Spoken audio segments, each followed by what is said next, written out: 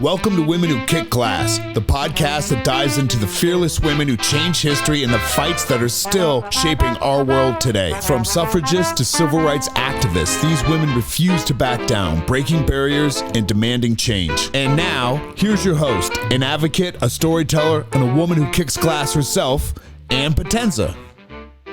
When the 19th Amendment was finally ratified on August 26, 1920, Carrie Chapman Catt gave a speech at the White House reception, and this is what she said.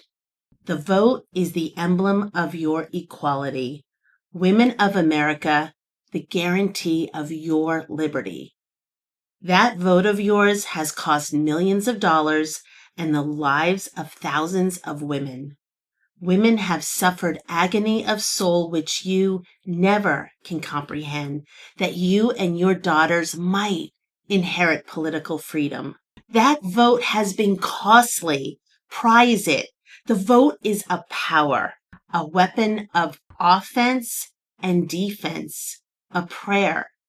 Use it intelligently, conscientiously, prayerfully. Progress is calling to you to make no pause. Act." With hearing that speech, it's hard to believe that just 18 years earlier, when Carrie was the president of the National American Women's Suffrage Association, that the tone and the speech was so much different. This is what they were fighting for back then. This world taught women nothing skillful and then said her work was valueless. It permitted her no opinions and said she did not know how to think. It forbade her to speak in public and said the sex had no orators.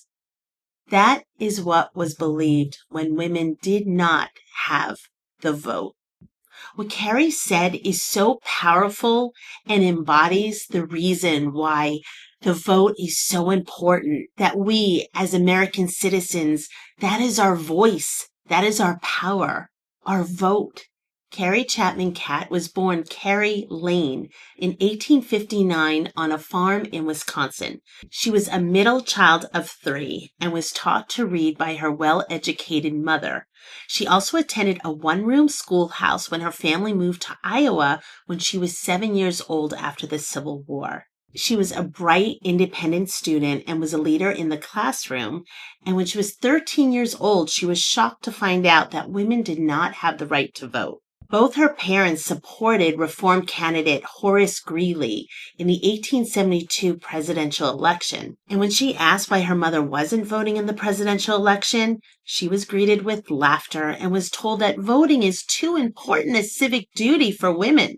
So Carrie remembers that day as the turning point in her life. She says, "It was fate, not a career, that took me in charge. I can never forget that rank injustice to my mother.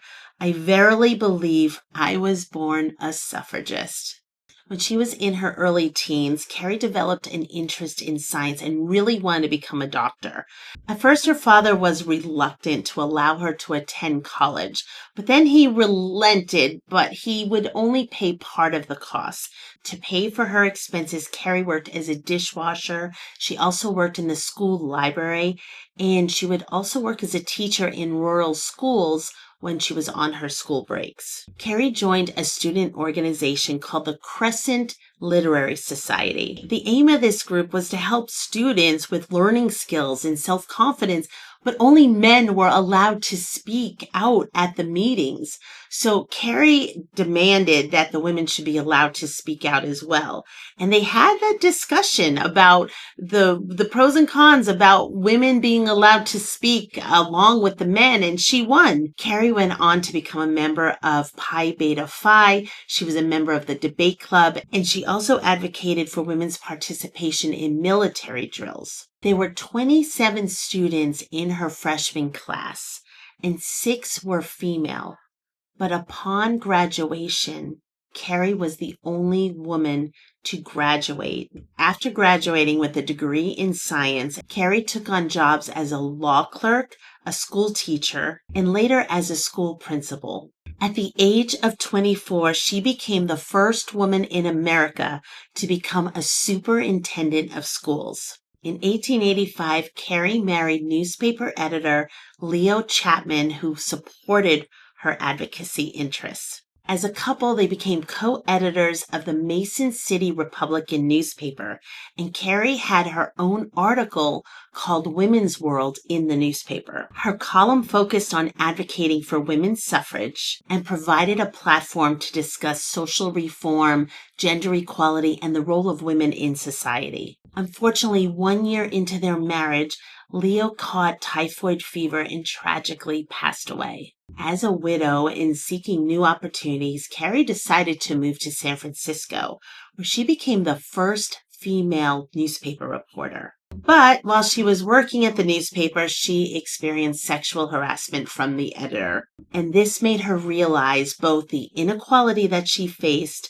and how common sexual harassment was in the workplace. So Carrie moved back to Iowa and joined the women's suffrage movement by becoming a member of the Iowa Women's Suffrage Association. She took on roles such as writing, lecturing, and eventually became the organization's secretary and state organizer.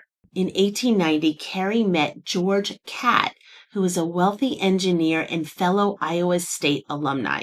George supported Carrie both financially and personally, so Carrie was able to dedicate herself fully to the women's suffrage cause. That same year, she joined the National American Women's Suffrage Association, NASA, and she gained a lot of national attention for her compelling speeches, and she was really able to mobilize chapters across the country. And through the organization, Carrie was able to work side by side along other suffragists like Elizabeth Cady Stanton. Carrie was named the head of field organizing in 1895, and that year at the convention, Carrie proposed major changes to the structure of the organization. Carrie's changes helped it to become one of the strongest centers of women's suffrage in America. And in 1900, Susan B. Anthony picked Carrie to be her successor as president. Susan B. Anthony knew that Carrie had the skills to lead the organization forward.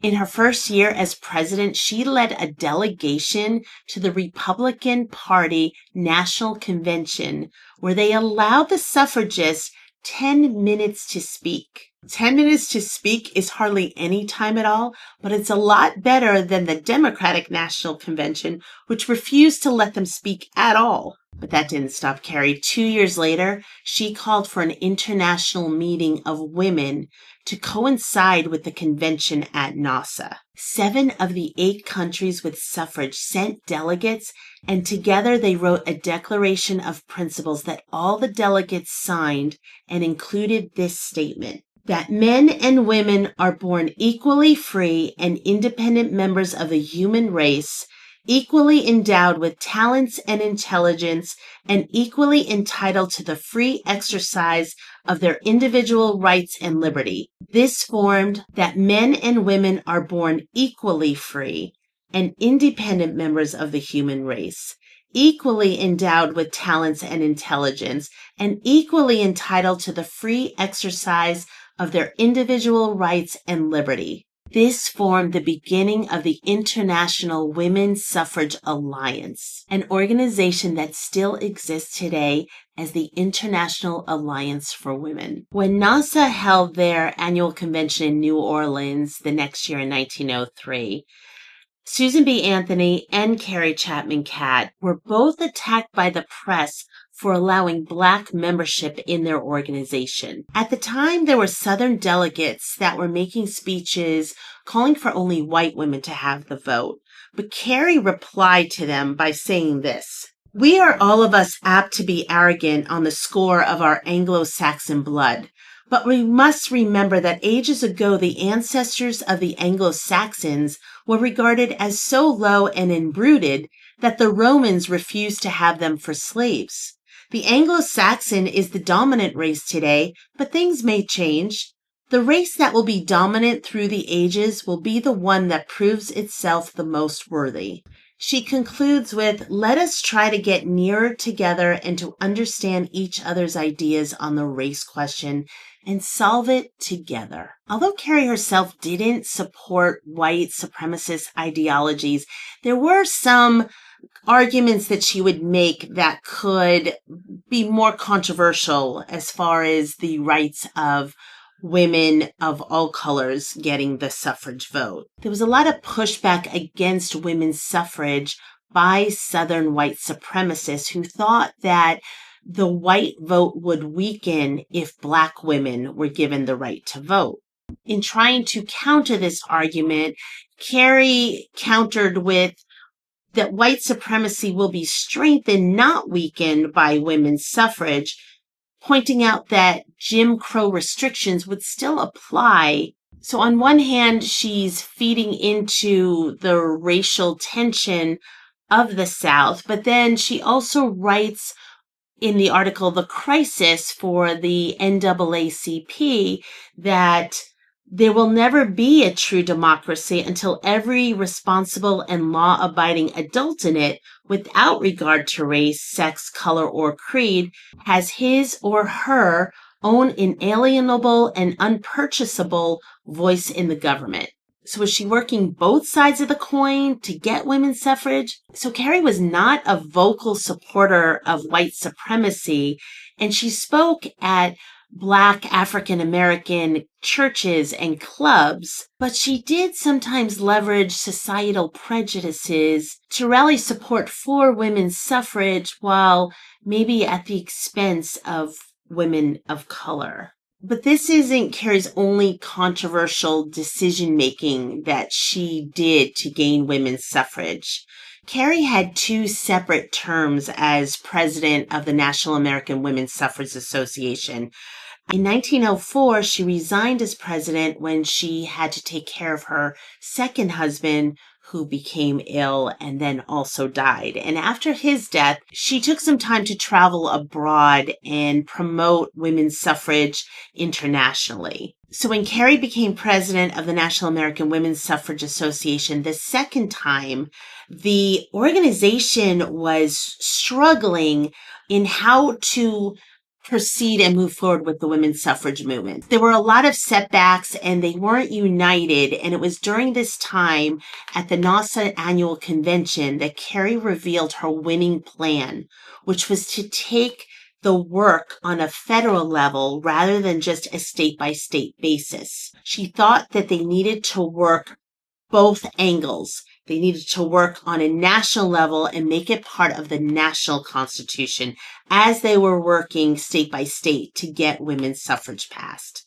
In addition to her speeches on women's suffrage, Carrie also gave speeches on anti-war topics, foreign policy, and the unity of women. Angry about the United States' involvement in World War I, Carrie Chapman Catt and Jane Addams hosted a conference to discuss pacifism and women's rights in Washington, D.C. in 1915. This gathering served as the roots for establishing the Women's Peace Party, which was one of the most prominent organizations opposing the preparedness movement and American military intervention during World War I. Fast forward to 1917, when President Woodrow Wilson went before Congress to ask for a declaration of war, and it passed.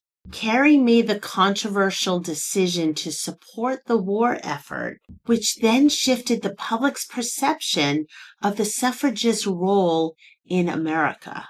The controversial decision of Carrie co-founding the Women's Peace Party and then shifting to support President Woodrow Wilson's declaration of war leading to World War I really highlights the pragmatic approach that Carrie had in securing women's suffrage. It was because of that shift in her decision that changed the course of the future of women's suffrage. With the women supporting the war effort, suffragists were now viewed as patriots. Because of that, the suffrage movement finally received the support of Woodrow Wilson in 1918. He said, "We have made partners of the women in this war," he told Congress. "Shall we admit them only to a partnership of suffering and sacrifice and toil, and not to a partnership of privilege and right?" With the support from President Wilson, Carrie continued to lead the battle for ratification of the 19th Amendment. And over the next 2 years, the women's suffrage movement was able to secure the needed 36 states to ratify the amendment to make it into federal law. Carrie returned to a welcome home reception in New York City, and this is what she had to say. Now that we have the vote, let us remember we are no longer petitioners. We are not wards of the nation, but free and equal citizens.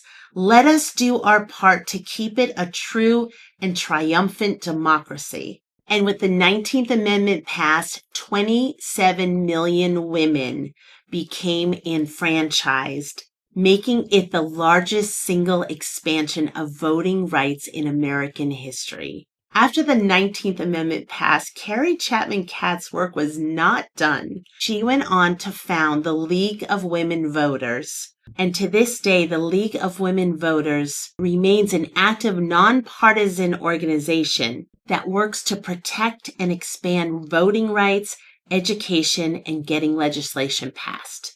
Carrie also returned to the peace movement by founding the National Committee on the Cause and Cure of War. The organization believed that it was their job as women to end wars because women were seen as being morally courageous, while men were more apt to be seen as physically courageous. The organization held its first conference in Washington, D.C. in 1925, with 450 delegates in attendance, including Eleanor Roosevelt. Carrie told the delegates, "Sooner or later, the white races must disgorge some of their spoils and give a place to the other races of the world. We stole land, whole continents. We stole it at the point of swords and guns, and we might as well understand that we must not have an acre to a man while they have an inch to a man. We must leave the door open to whatever arrangements we may make for peace, in order that justice can be done to all the races on all the continents."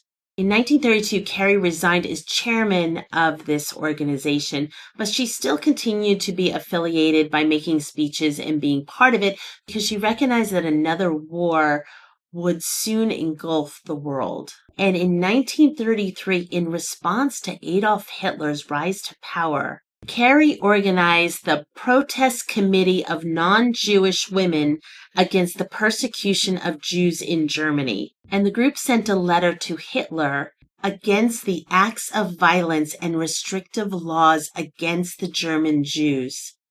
The letter was signed by 9,000 non-Jewish women. Carrie also pressured the U.S. government to ease immigration laws so that Jews could more easily take refuge in America. And for her efforts, she was the first woman to receive the American Hebrew Medal. Carrie Chapman Catt passed away in 1947 at the age of 88. But 7 years before her death, the last event she helped organize was the Women's Continental Congress in New York, which was a celebration of the feminist movement in the United States. Carrie Chapman Catt's legacy continues to inspire today, primarily through her securing women's right to vote and promoting global peace and civic engagement. Carrie's leadership with the National American Women's Suffrage Association is what ultimately led to the passage of the 19th Amendment. And now her League of Women Voters continues to educate and engage citizens on political issues, promoting participation in democracy. Her work laid the foundation for future generations of women to enter and continue to shape the political landscape. Carrie dedicated her later years to promoting world peace, supporting the League of Nations and later the United Nations. Her commitment to peace and international cooperation continues to inspire efforts to address global challenges through diplomacy and collaboration. And Carrie's call to activism extended beyond women's suffrage and to include advocating for child labor protections and relief for Jewish refugees. Her dedication to social justice and reform serves as a model for today's movements seeking to address inequality and securing human rights. And finally, Carrie's exceptional organizational skills and strategic thinking were keys to her success in the women's movement. She developed the winning plan, which demonstrated her ability to mobilize and unify diverse groups. Her ability to build coalitions and work with political leaders remains a valuable lesson for activists today. Thank you for listening to this episode of Women Who Kick Glass. I hope that you'll join me next week when we discover a little bit about the life of suffragist Jeanette Rankin. I'm Ann Potenza, and remember, keep kicking glass. Thanks for listening to Women Who Kick Glass. Be sure to follow and subscribe so you never miss an episode. To learn more, contact the show. Visit womenwhokickglass.com. Until next time, keep kicking glass.